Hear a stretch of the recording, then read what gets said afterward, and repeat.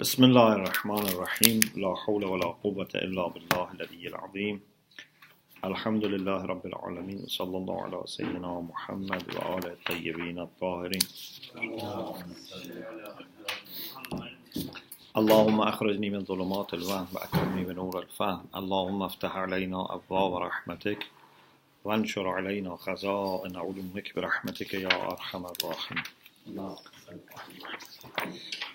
We continue our discussion about the rules of Iqrar and Man Malaka Shay'an Malaka al-Iqrar. We said there are two different rules that overlap. As you remember, with respect to confession, we said sometimes there is explicit confession, sometimes it is implicit or by implication. For example, if someone says, I owe so and so this much money, this is very explicit. But if he says, the house that I live in, I have purchased from so and so, he is not explicitly saying I owe him anything, but because he says I have purchased this house from him, it means that he has accepted that this house belonged to that person. So if there is a dispute whether he has paid the cost, the price or not, he cannot deny altogether. He cannot say there has been nothing between us. He said this is purchased from that person. So it means he accepted that this belonged to that person, now has to prove that he has paid off the deal. Okay? So the judge would say you implicitly accepted that this house was not yours, was his. Okay? So this is called al-Iqrar bid-dalalat al-iltizamiyyah. So it's a kind of admission, confession, but by the way of implication. Or suppose two people have dispute over something. Someone says this is my land, the other person says this is my land. In a village, suppose two people have dispute over a land. One of them says, sell me this land. As soon as he says sell me this land, it means that he has accepted that this land belongs to the other person. Even if he doesn't say clearly that this belongs to him. Yes. So, uqala, rational people, would not make distinction between explicit confession or implicit confession. They say in both cases, if someone accepts something against his own interest, okay, ala anfusihim, iqrarul uqala ala anfusihim, then that confession is valid. The next issue is that sometimes one confession has two aspects. From one aspect, it's against the one who confesses. From another aspect, it's in his favor. What should we do here? Here, we make a distinction. We say, although he made one confession, but we analyze it. With respect to the things which are against him, we accept his confession. With the things that are in favor of him and against someone else, we don't accept. For example, if someone says, this woman is my wife, okay? Someone says, this woman is my wife. We say, okay, you confessed that this is your wife. So, you cannot marry her mother. Or if you have already 3 wives, and you say this is your wife, you cannot marry another wife. You have to pay for her nafaqah. Okay? Because you confessed. But then, we cannot say to that woman, because he has confessed that he is your husband and you are his wife, you should let her look at you, or you should, live with him. Because this would be against that woman. Confession is only accepted as much as you are undertaking something against yourself. Okay? So the rulings about marriage here are divided. Those things that are against this man, we say you have to observe. But those things that are against that woman and in the favor of this man, we say your confession is not enough. It's very rational. The only thing that might be going out of this confession is nafaqah. Because if it says this is my wife, you say you are responsible. But because if that lady is not accepting and not living with him, so there is no tamkin, then nafaqah he doesn't need to pay. Although he said it's my wife, but even your wife, if refuses to live with the husband and have marital relation, then there is no nafaqah. So, in the same iqrar, we may analyze and say those things that are in favor of the one who confesses would not be proved by iqrar. Those things are against his interest, they would be established by iqrar. And this is Siri Uqala, and Uqala have this. The next thing is iqrar should come from a person that has control with respect to the second rule of iqrar. Man malaka shay'an malaka al-iqrar bih, the second rule. We said whoever is in charge of something, we accept his declaration. So if we appoint someone as wakil, as agent, and we say you and go and sell our home, and he comes and says I sold it, so we accept. But this is as long as his wakala is there. So if we later fire him and dismiss him and say you are no longer our wakil, and then he says when I was wakil I did this, this declaration is not accepted. He has to bring evidence. So as long as he was in charge, it's okay. But after that, it's not okay. Or for example, if a man has divorced his wife, and in the time of iddah says that we had the ruju, it's accepted. But if after iddah finishes, he says, we had ruju, this is not accepted. Because iddah is finished, this woman is free, and we cannot accept confession of this man because he is no longer in charge of that marriage. Okay? Is it clear? So, there must be a sultana al-Fiqhiyyah. He must be right now in charge, whether it's wakil, whether it's a husband, whether it's a guardian or whatever.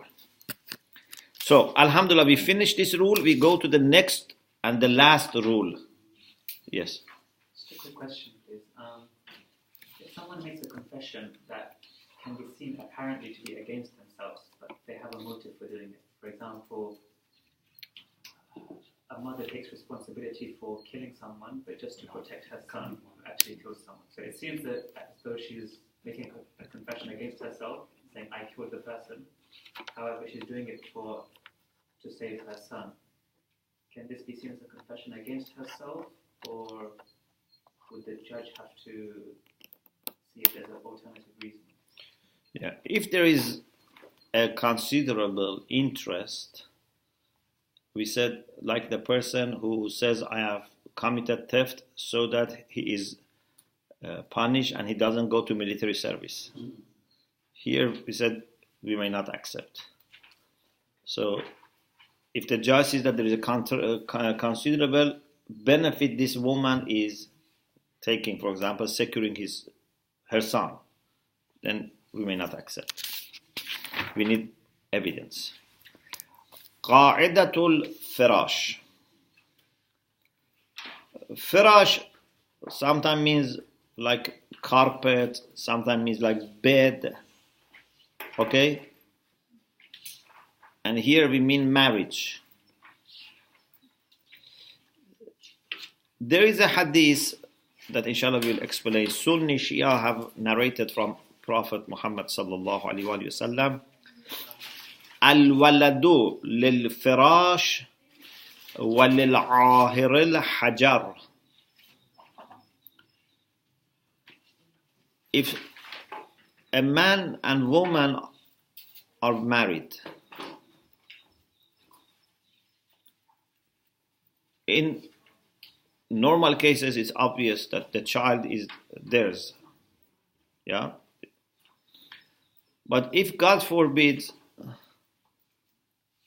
a man has had adultery with this woman,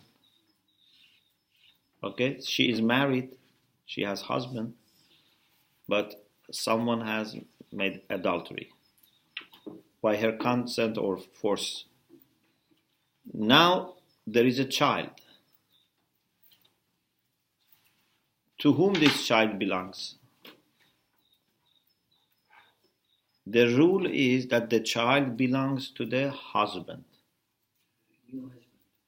to the real husband, not the one who has done adultery. Al-waladu lil-firash means the child belongs to the husband because he is the one who is in charge of this bed, this home. Pardon? Yeah. Okay. Walil-ahir, for the one who does adultery, al-hajar, a stone. Of course, we will explain. It doesn't mean that he will be stoned. It means that he has nothing. Because in some cases, it can be a stone. Sometimes there are other punishments, like, maybe would be, weeping. It's not that always, because if it's a muhsana, it's a stone. If not muhsana, it's weeping. But here in Arabic, when they say someone has soil or turab or hajar, means he has nothing. So it means he has no chance to claim that I am the father of this child. So, if supposing DNA evidence proves that yes, if it is proved, we will explain. We will explain that this is when we are in doubt. If we are 100% sure that this cannot be the child of this husband. For example, they have been separate from each other for a long time, more than maximum period of pregnancy. Okay, so suppose the husband for 1 year is another country and they have a child. So according to some jurists, they say it still belongs to that, but the author says here, we say it's impossible. Because this rule is for where we have doubt, like qa'idatut tahara. Qa'idatul tahara is not used when you have certainty about tahara or certainty about najasa. Whenever you have certainty about tahara or certainty about najasa, you go by your certainty. When you have doubt, you say كل شيء لك طاهر حتى تعلم أنه قذر. Okay? So here, if we know that the child belongs to the husband, or if we know that the child doesn't belong to the husband, there is no need for qa'idatul firash. Qa'idatul firash is for when there is doubt. So, if today, with the usage of DNA, we can be 100% sure that this is not the child of husband or this is the child of husband, then we don't need qa'idatul firash. But if we have doubt, then we use this qa'idah. Fuqaha, our jurists, refer to this qa'idah sometimes in the book of nikah, in Kitabul Nikah, in fact, the section on marriage, they discuss this. And sometimes in Babul La'an. Have you heard Kitabul La'an in fiqh? In nikah, they discuss when the wife, na'uzu billah, had adultery, or by mistake, watiyab shubha, by mistake had relation, okay? Then the child belongs to the husband, okay? Babul La'an or Kitabul La'an also is another place where they discuss qa'idatul firash. What do they mean by Kitabul La'an or qa'idatul, the book of La'an? If a man says that this child is not mine, okay, there is a husband and wife, the husband disowns the child, said it's not mine, okay? So we don't easily accept that, okay, this is not your child. There is a procedure. The procedure is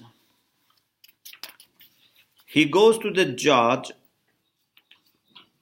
and he says 4 times that I ashhadu billah inni lamin as-sadiqin. He says, I bear witness, I ask Allah to be my witness that I am honest and truthful. This is not my child. And finally he says, la'natullahi alayya in kuntu min al-kadhibin. May Allah's curse be on me if I am a liar. So if he does this, then according to the zahir, according to the rules and regulations, the judge will issue the verdict that the child does not belong to this man. And there is a separation between the two. So, zawjiyah will be cancelled and the child would not belong to the man. This is... Supposing the woman does 4 swears and the child belongs to the husband. Pardon? A man has sworn, it's not my child. And suppose the woman counters by saying this is the child of the husband. What happens then? So they have to find some way to establish, but if there is no way, there is no evidence, so this man has to make all these declaration and confessions and put curse on himself if he's liar, and then there will be no separation. But of course this would be a great sin if he's lying, but because the judge doesn't know if something happens, so this is the way it would be established. So, of course, we are not dealing now with Kitabul La'an, details and fatwas of different maraja. But in basic terms, La'an is this, is a way of settling a dispute over a child and then cancelling or terminating marriage. Yes. If, for example, God forbid, if husband accused the wife for committing adultery, Yeah. and he swears four times, and do the la'an and the fourth time, and then the wife does the same thing. After that, are they going to be separated if they both do la'an to each other? No, this is different from accusing his wife.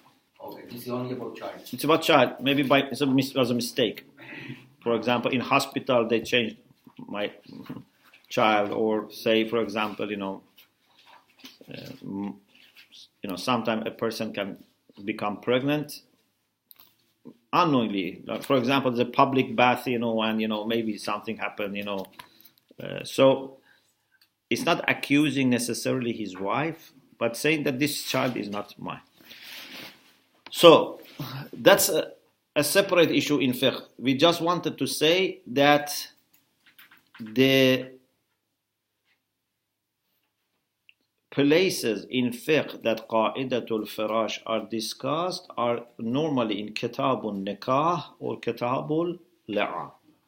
Okay. Now, let's see what is madmunul qa'ida, what is madrakul qa'ida, and what terms are used in the hadith, and issues like that. So, please listen carefully to the meaning of qa'ida. Inna zawjah mata ma awladat walada. When the wife delivers a child, and we don't know that this is not from him. Because if we know that it is not from him, as I said, when there is certainty, we don't use qaida.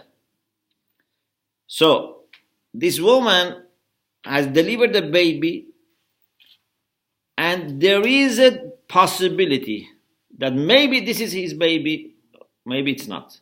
So there's a possibility, there's a doubt. Because if you know 100% it's not his baby, then you don't say anyway, al-waladul al-Firash. Although some people have said this, in some other schools, there are some jurists, non-Shia jurists who have said, for example, as soon as there is marriage between them, then this is the child of the husband. But we say there must be a possibility. For example, if they have married but they have never lived together, or the husband has been away for more than a year, we cannot just because of marriage say this child belongs to the man. So if there is a possibility, there is a likelihood that maybe it is his child, maybe it's not his child, we are not 100% sure that it is not possible. Okay? There's a chance. So the child will be considered as the child of the husband, the legal husband, the one who is married to this woman. And this man cannot say, it's not my child. He has to accept, he has to look after this child, and this child will inherit from this man.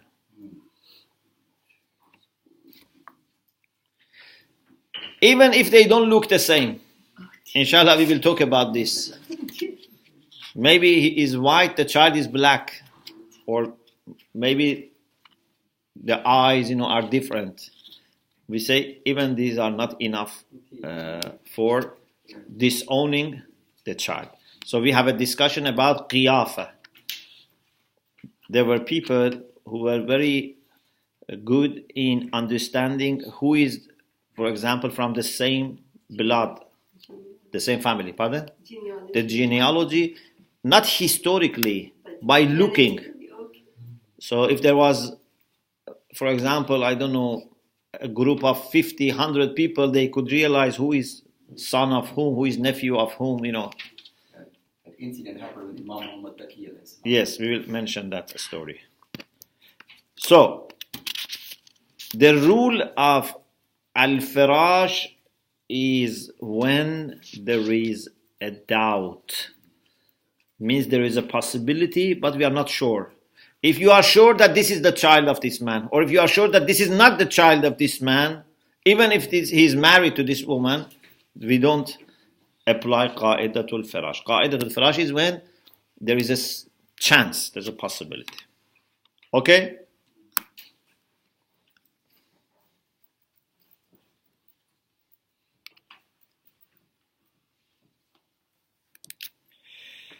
What is the proof? There is a hadith that both Sunni and Shia have narrated. Prophet Muhammad sallallahu alaihi wasallam is quoted as saying, "Al-waladu lil-firash wa-lil-ahir al-hajar." The child is for the husband, for the one who has this marriage or this, marriage bed, and for the one who has done adultery or fornication is stoned. Means he has nothing here. For example, in Shia sources and in Sunni sources, we give you some examples. Yes, Hajar, a stone. Yes. But we will explain. That doesn't mean that he will be stoned, because it's not that any person who has done adultery will be stoned. It's for only one type of adultery, and that is for zanai muhsana. Otherwise, might be weeping or other things. Is the walad al-firash the child of the? Yeah, the child al-walad lil-firash means child belongs to the one who is legally in charge of this bed, this marriage. Okay? So there is Sahiha, authentic hadith, Sa'id al-A'raj and Abi Abdullah alayhi salam, about two men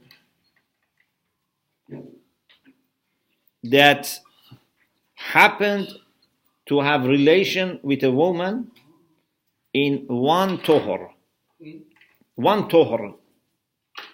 When this woman was not in period, then two people had affair with this woman. So there is a chance that the child is to both of them, any of them. Yeah. Because if it was in not one tohor and then it to be clean, not to be in period. Yeah. So there is a possibility biologically that this child could be belong to any of these two. So what should they do?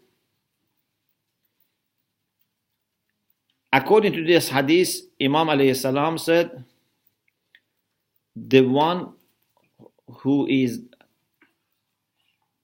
the husband, the one who is legally in marriage, and mentioned this hadith from the Prophet, al-waladu lil-firash wa lil-ahir al-hajar. Of course, this can be marriage. When I am saying marriage, I mean legitimate relation. It can be permanent marriage, it can be temporary marriage, or when there was relation with Ame. Sometimes, in the past, there was a relation with the maid. Yeah, but not maid in the modern sense. Means like the one who was owned by the person. Which Islam, of course, finished this slavery. So, this is one hadith. There is another hadith, Sahih of Halabi and Abi Abdullah alayhi salam. And this is again a similar case about a maid that another person had a relation with this. So the child, Imam says, the same hadith of the Prophet, al-waladul al-Firash wal-ahir al-Hajar. So our Imams quote the hadith of the Prophet. Our Sunni brothers also have quoted this hadith from the Prophet. So Sunni Shia have narrated this hadith.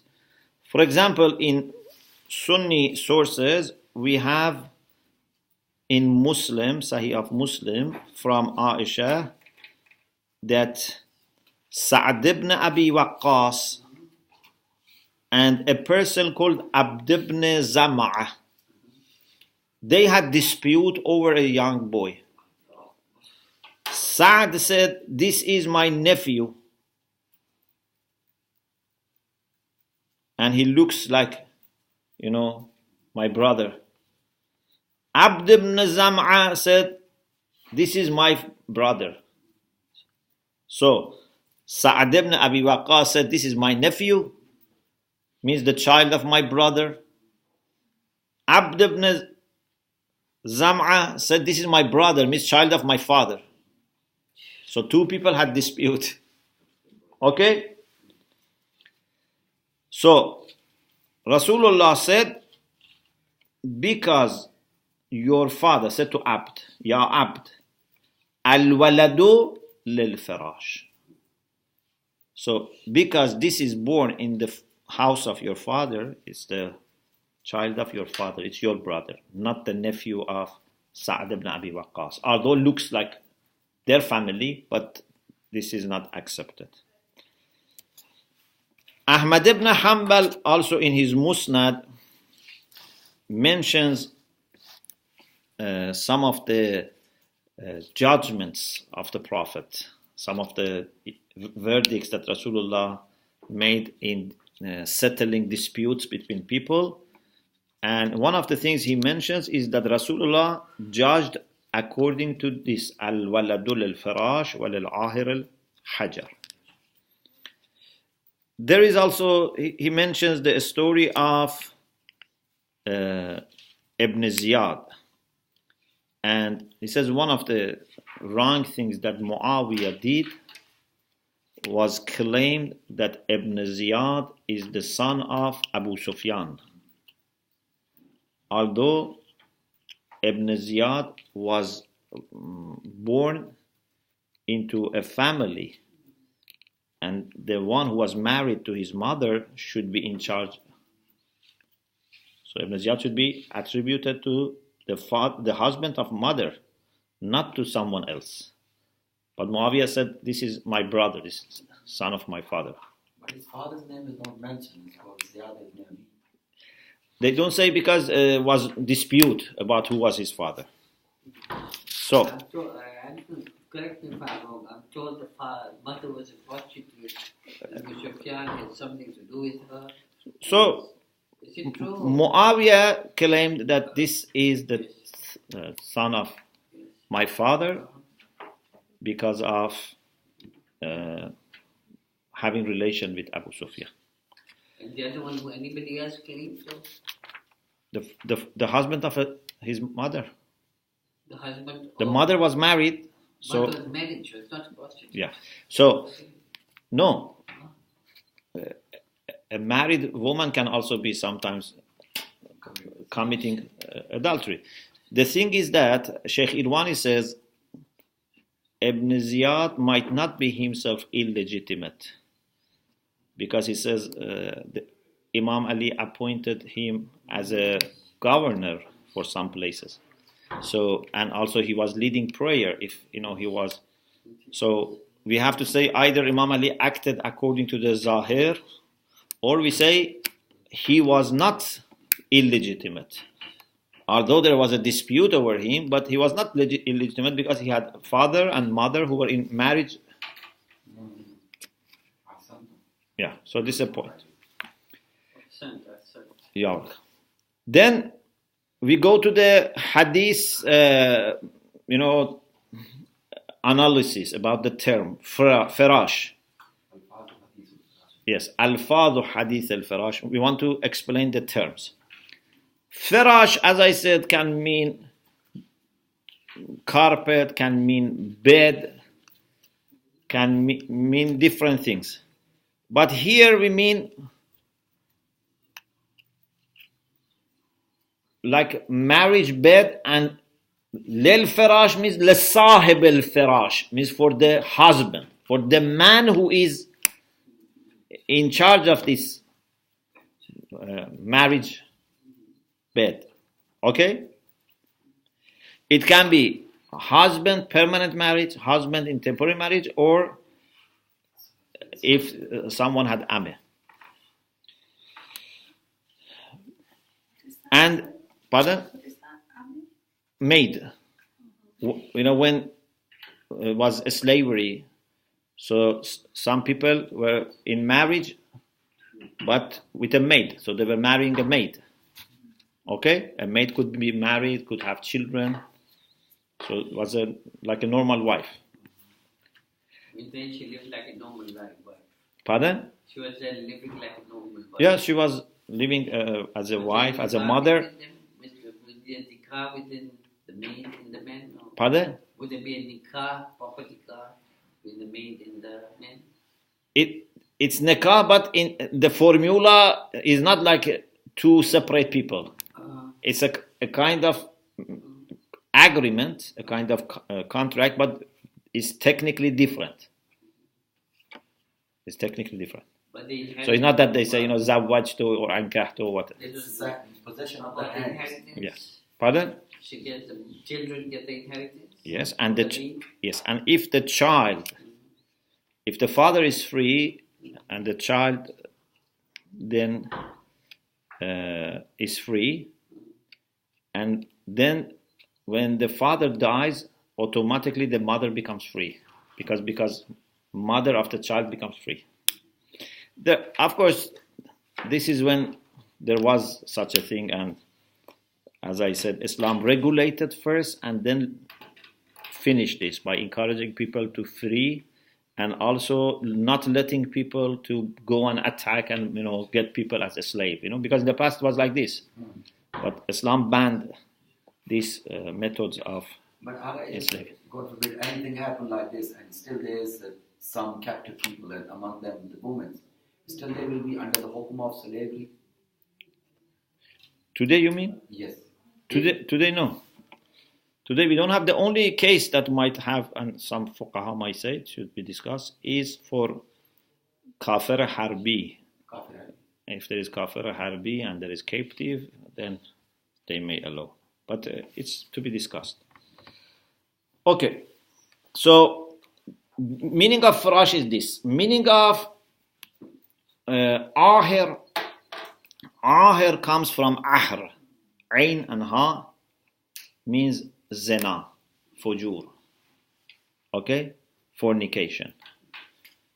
Hajar means a stone, but doesn't mean that he has to be a stone, the one who has made adultery, because in some cases he would not be stoned. As you know, there are different types of adultery, and some of them have punishment of whipping or stoning or other things. Of course, if it is proved, and because no one should investigate and find out what people do in private. Islam doesn't allow anyone to investigate the privacy of people. Well, it's been said that in Arab, when they want to say something to you are nothing, they say you are dust, or the Holy Prophet throw dust on you.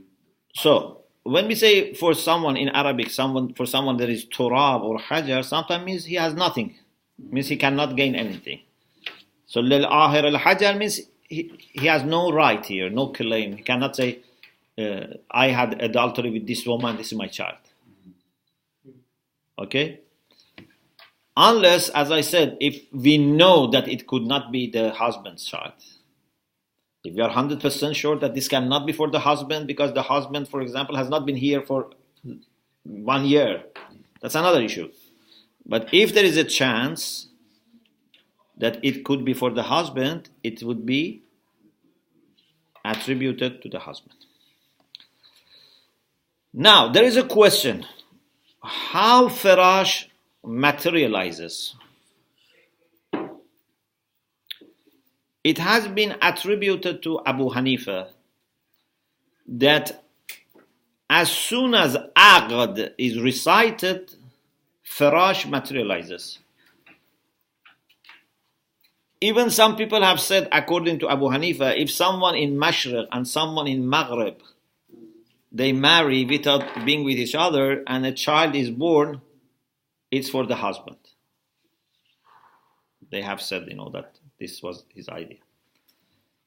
But many people said just marriage is not, aqd is not enough.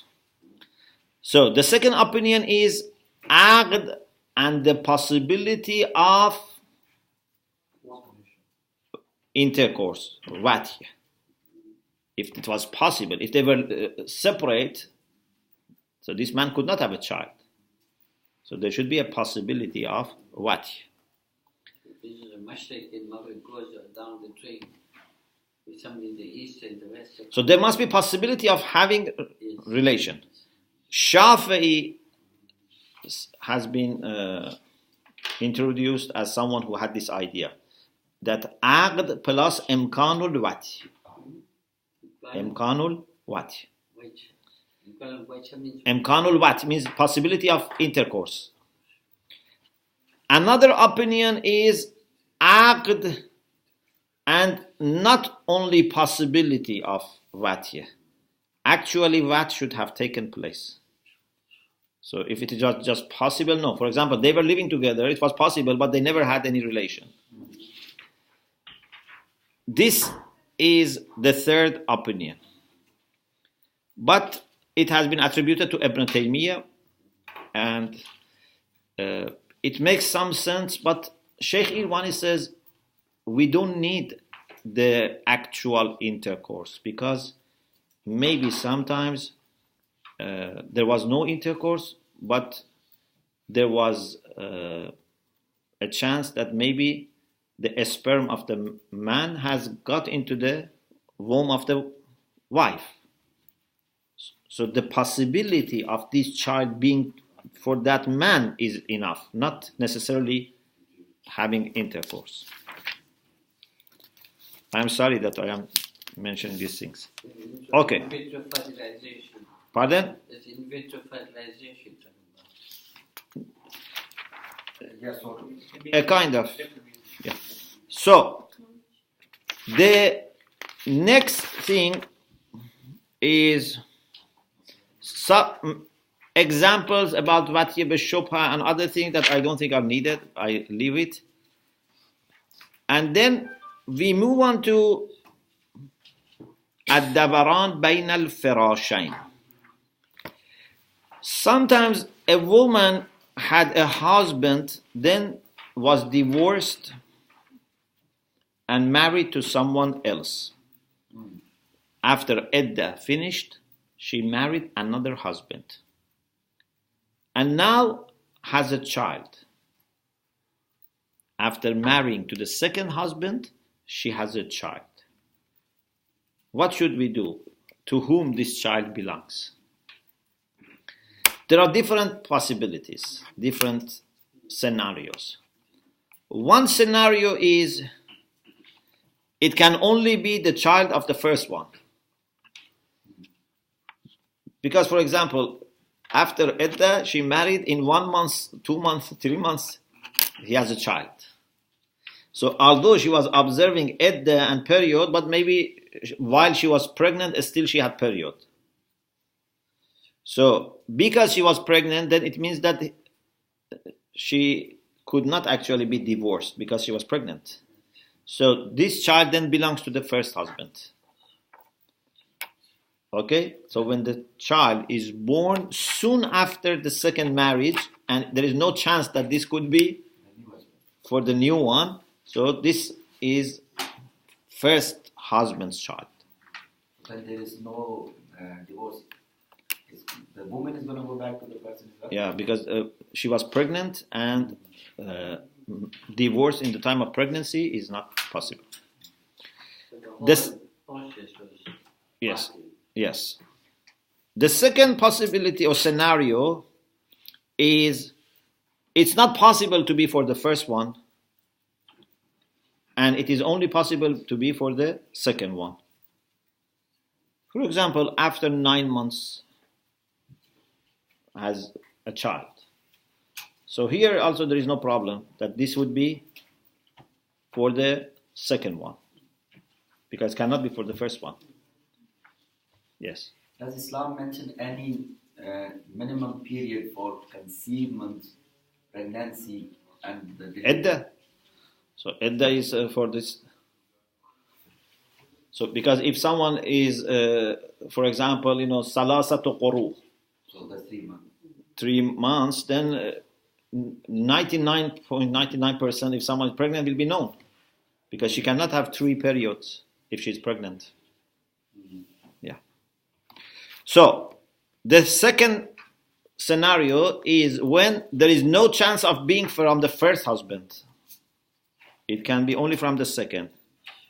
So here we have no problem. We say this is the second. So if it could not be for the second and could only be for the first, it will be given to the first. If it can only be for the second, it will be given to the second. These are not ambiguous. Third, it's possible to be for both of them. How? For example, it's not possible to be for any of them. Then I will say, but it's not possible to be for any of them. Like, it's happening long after the first marriage. For example, his first marriage was 2 years ago. So it cannot be from the first husband. And the child is 3-4 months after second marriage. So it cannot be also from the second one.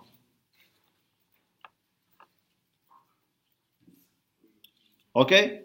So this is another problem. So here also we say, according to Sheikh Iravani, we say because we know, because Qa'idatul Firash is for doubt, shak. Here we know. So we say this child is for the mother, but we don't know the father. We don't accuse her of adultery or whatever, but we cannot say this is this man or. The fourth is it's possible to be for both of them. There is a possibility that, for example, still it's less than aqsal haml. So the longest period for pregnancy has not expired for the first one, and the minimum period of pregnancy for the second one is available. Okay? So here there is a chance to be for both of them. Sheikh Iravani says here the rule or qaida al-Firash can be applied for both of them. There will be ta'aruz and tasaqut. Ta'aruz and tasaqut. Means they will conflict and drop. Remember in the past we said whenever we have ta'aruz bayna amaratain, some people say tasaqut. Like when you reach the crossroad and one sign says if you want to go to, for example, Manchester, go to the right. Another says go to the left. So you cannot say you go to both. You cannot say you choose any of them. Some people say here both become useless because إذا تعارضا تساقطا. Okay? So he says we will not be able to apply the rule of Firash for any of them because for both of them can be applied and they conflict and they drop. But it seems to me that we should actually give preference to the second, because now this person is Sahibul Firash. That person used to be. It seems that the second person should be given priority. They shouldn't be treated equal. Okay? Can't we bring here for slaves they used to bring, but can we bring Qadatul Qura here? Yeah, some people may say if they drop the Qur'an. Then he says there is a muwaththaq of Abil Abbas which helps us it gives maybe preference to the idea that I mentioned. إذا جاءت بولد لستة أشهر فهو للأخير. If a woman after 6 months of marrying to the second person has a child, this is the child of the second. If it was less than 6 months, is for the first.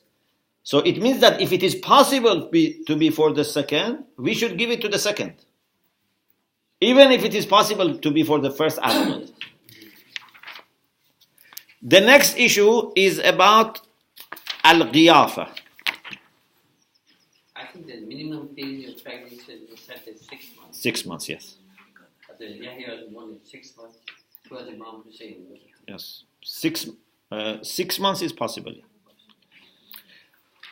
So, what should we do with respect to the people who are trying to establish the relations, nasab, by looking at people and observing physical signs? This is called al-Qiyafa. They look at someone's hand or foot. Sometimes they looked at the foot of people and say, these foot are similar. Our fuqaha normally, they say, it's a famous among our fuqaha that you cannot refer to qiyafa. You cannot refer to these people to establish relation. It's haram. Because it's not 100%. Okay? And this is why we have this rule of al-Firash. It doesn't say, look who is similar to whom. But there are two hadiths mentioned which seem to suggest that it's possible to refer to these experts or people who know this qiyafa. One is the hadith about Imam Riza alayhi salam, which is mentioned also in Makasib al-Muharrama, Sheikh Ansari.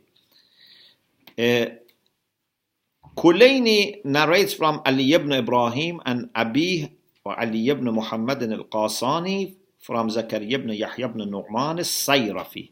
Please remember this Sayrafi. We will talk about this Sayrafi. He says, I heard Ali ibn Ja'far. You know Ali ibn Ja'far, who is buried in Qom. Ali ibn Ja'far is a very respected personality. He is son of Imam Sadiq alayhi salam. And he is brother of Imam Kazim and uncle of Imam Reza. So he's uncle of Imam Reza. Remember this. So Ali ibn Ja'far was talking to Hassan ibn Hussein ibn Ali ibn al-Hussein. He says, Wallah laqad nasarallahu Abul Hasan al-Reza. By Allah, Allah helped Imam Reza.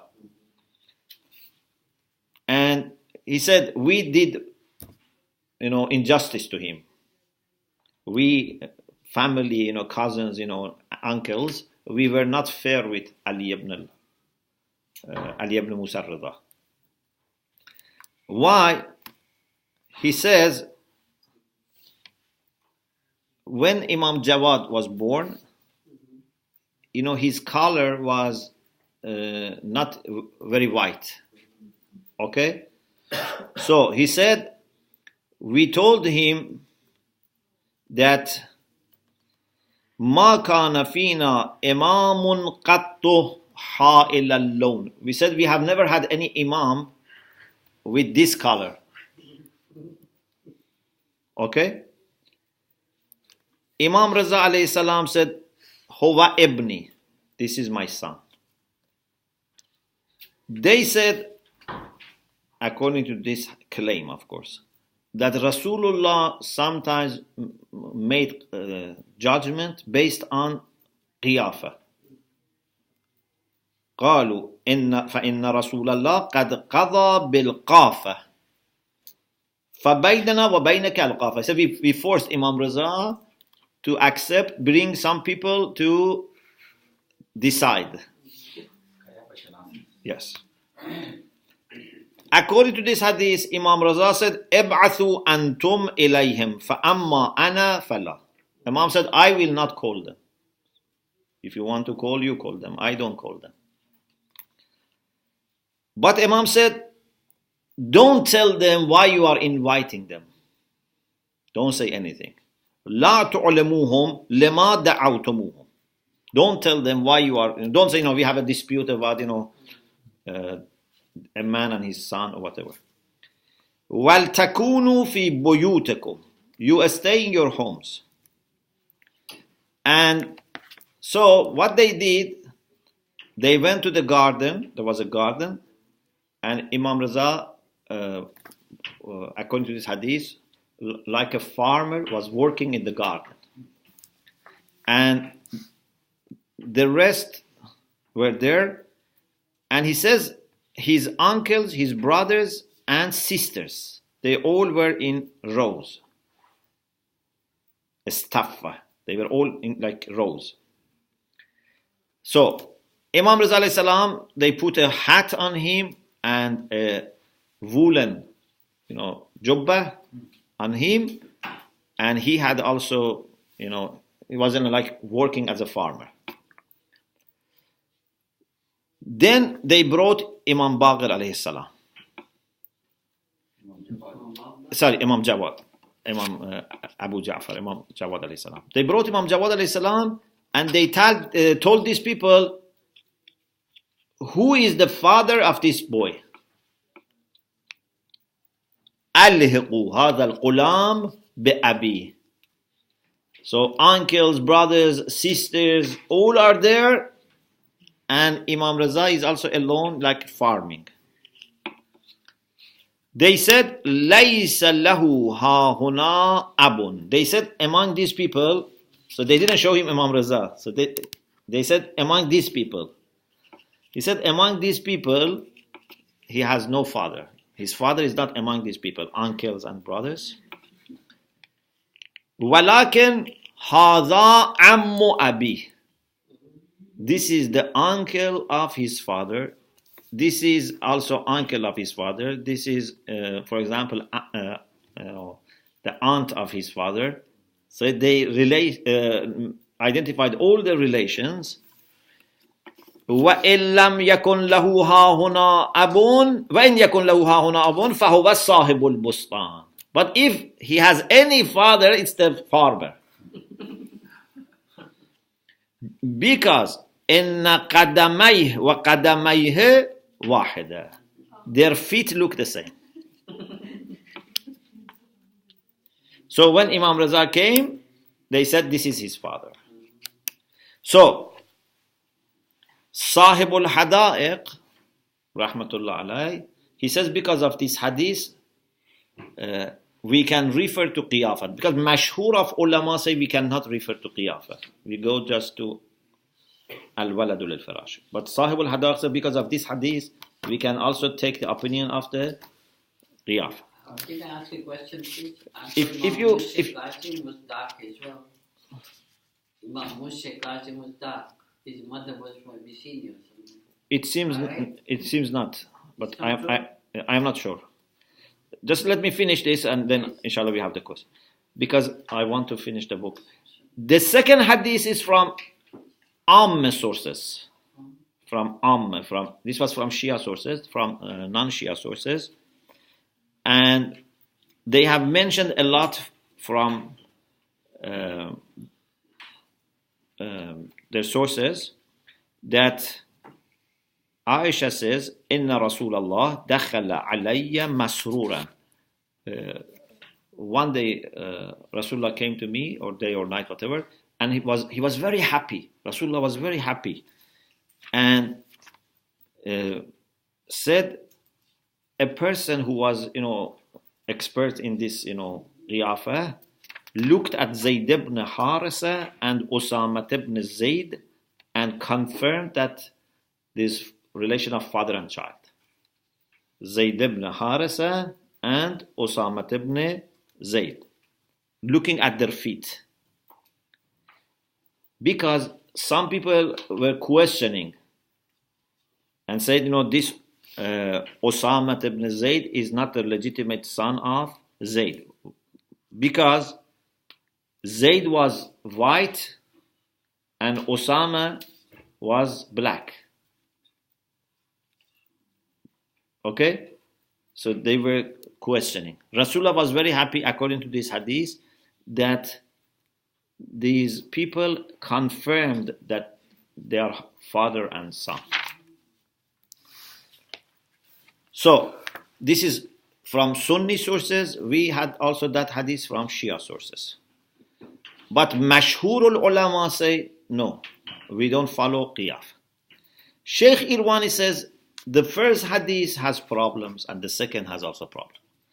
First of all, the first hadith has Zakaria as-Sayrafi. I told you, remember this person.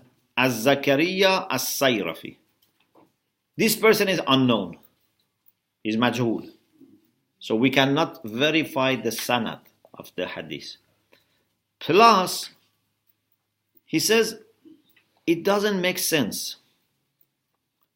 How you can accept that these people, especially someone like Ali ibn Ja'far that we will mention, who was very, very respectful to imams. We will mention a story about him. How can they question Imam Raza alayhi salam? And how can they let sisters of Imam Raza to be there and this person looks at the feet of them and says, because says, his uncles, brothers and sisters were standing in rows and they looked at the feet. It doesn't make sense. And about Ali ibn Ja'far, we have a beautiful story that a person says, Muhammad ibn Hassan ibn Ammar, he says, Kuntu inda Ali ibn Ja'far ibn Muhammad jalisan bil Madina. I was with him, sitting next to him in Medina.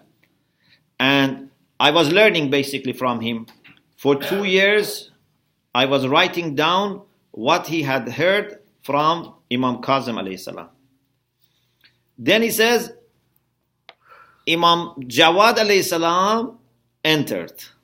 He says, I was sitting with him. دخل عليه أبو جعفر محمد بن علي الرضا المسجد. Imam Jawad entered Masjid al-Nabi. فوثب علي بن جعفر بلا حذاء ولا رداء فقبل يده. He jumped, this man, although he was old, he jumped without even taking his shoes and cloak to kiss the hand of Imam Jawad. Imam Jawad alayhi salam said, Ya Am, ijlis, rahimakallah. Said, oh uncle, please sit, may Allah have mercy. Imam was a child, he was old. But he said, Ya Sayyidi, فَكَيْفَ أَجْلِسُ وَأَنْتَ قَائِمٌ. How can I sit while you are standing? When Ali ibn Ja'far returned, people who were there started blaming him. They said, you are uncle of his father, you are an old man. Why you jump for this child? He said, Uskutu, be silent.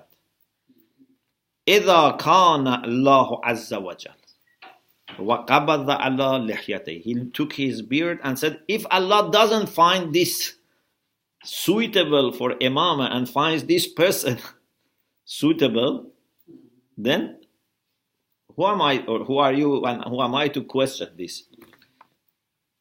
إِذَا كَانَ اللَّهُ عَزَّ وَجَلَ وَقَبَضَ عَلَى لِحْيَتِهِ لَمْ يُؤَحِّلْ هَذِهِ الشَّيْبَةِ. Allah didn't find this beard qualified.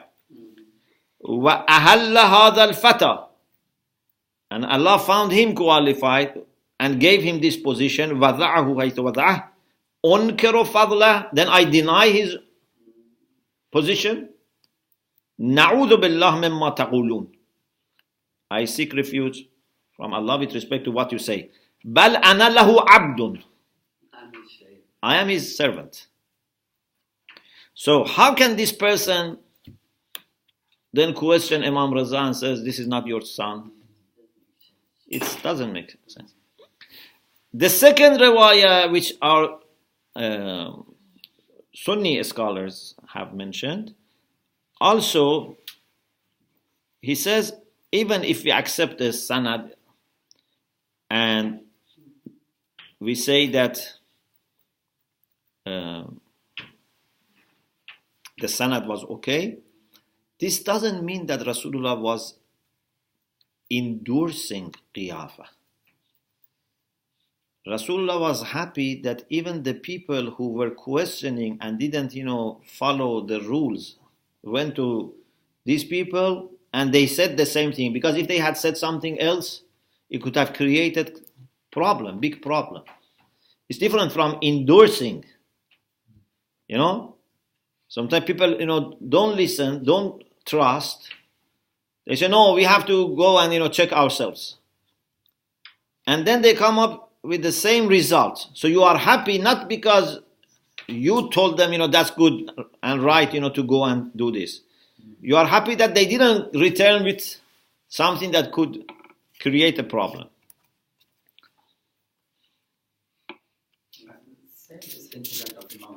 And another possibility is also that maybe by that time still Qiyafah was not prohibited, because Islamic rulings came gradually.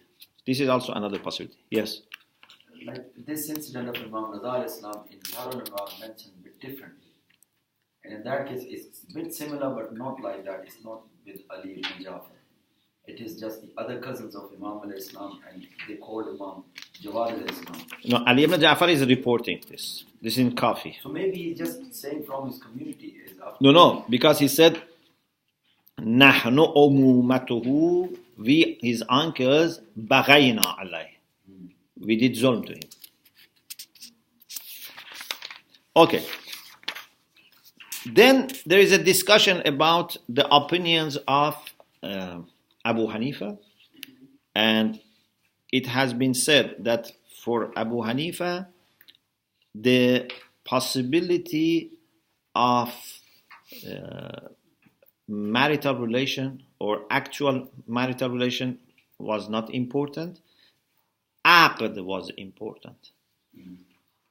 So whoever is married and the marriage has been recited between this husband and wife, the child is belonging to that man, even if they didn't live together and even if there was no marital relation.